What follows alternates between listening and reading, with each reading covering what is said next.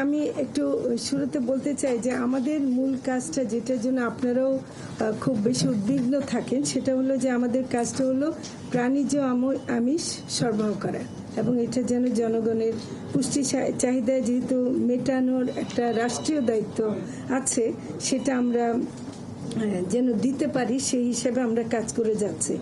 আমাদের সাফল্য বা ব্যর্থতা নির্ভর করবে যদি আমাদের সরবরাহের ঘাটতি থাকে বা আমরা যদি এমনকি বাজার দরটা যদিও পুরোটা আমাদের উপর না, কিন্তু সেটা ব্যাপারে আমরা ডেফিনেটলি আপনাদের যে কোনো প্রশ্নের উত্তর দিতে আমরা প্রস্তুত আছি। আমরা যেটা হলো আমি ওই ডিটেইলে যাব না, যদি আমরা একটা হয়েছে কি যে আমাদের অন্তর্বর্তীকালীন সরকার গঠনের পর আমাদেরকে কিছু প্রশাসনিক সংস্কারের কাজ করতে হয়েছে।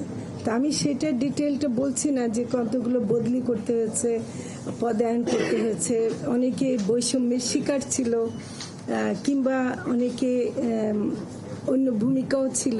তো এইগুলো চিহ্নিত করে করে আমাদেরকে কিন্তু কিছু কাজ করতে হয়েছে, কিন্তু আমি ওইটার কোনো বিস্তারিত তথ্যে যাচ্ছি না। আপনারা যদি বিশেষভাবে জানতে চান সেটা আমাদের এখানে অতিরিক্ত সচিব আছেন, উনি কিছু বলতে পারেন।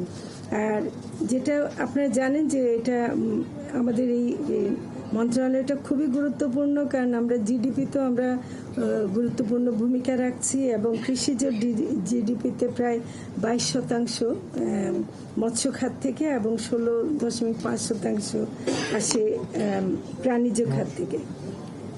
প্রথমে আমরা যেটা সমস্যায় পড়লাম মানে আসার পরপরই সেটা হলো যে বন্যা, এবং ব্যাপক বন্যা হয়েছিল বিশেষ করে কুমিল্লা, ফেনী ওদিকে, এবং এটার যে ক্ষতিটা হয়েছে প্রায় 13টা জেলার 88টা উপজেলায়, এটা আপনাদের কাগজে আছে, আমি বেশি পড়ব না।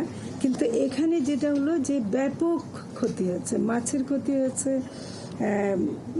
গবাদি পশুর ক্ষতি হয়েছে, এবং যেটা হলো পোলট্রি ফার্মগুলো ভেসে গেছে, মাছের গুলো ভেসে গেছে, মাছ জনগণের মাছ হয়ে গেছে, মানে এত হয়ে গেছে। তো এবং যারা মানে গরু ছাগল পালতো গ্রামেও, তাদের ওগুলো ভেসে গেছে এবং অনেক মারা গেছে। তো